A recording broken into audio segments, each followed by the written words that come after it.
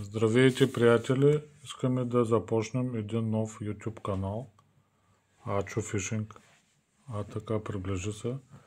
Сега в първия епизод ще покажем някои неща. Тук показваме старата ни макара. Тя е доста, сигурно над 10 години имам. Да, ще покажем колко тежи. Ръби е косима. 258 грама. И днес купих тази Ръби Spiritual, много лека макара, 180 грама, 181. Добре, ще я монтираме на тази пръчка. Тика Runner Match, също от много години ловя на реката с тази пръчка. 4,20 дължина, 5,15 грама. Карбонова, много леки, приятен мач. Така, ето го Ачо, той лови вече с нея. Отзаде се вижда тедима, сега не го снимам.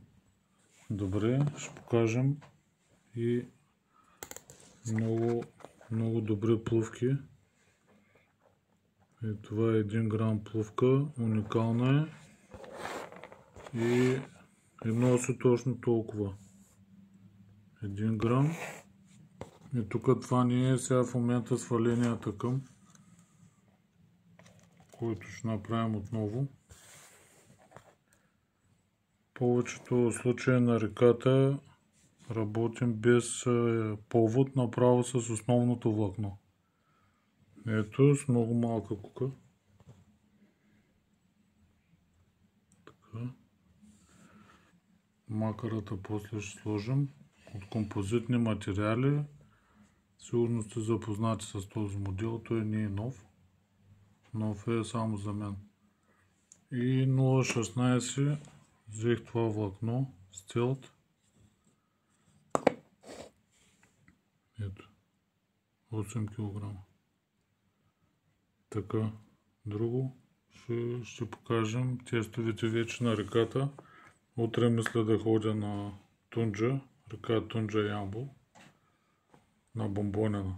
И оттам ще направим другото видео. Пък с Ачо ще ходим кога? Събота. Събота или неделя?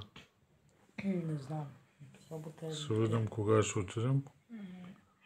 Тук нашето студио е малко непрофесионално.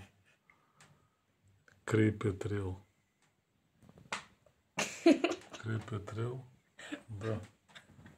Добре, тук ключовете. Ето. Имам нокторизачка.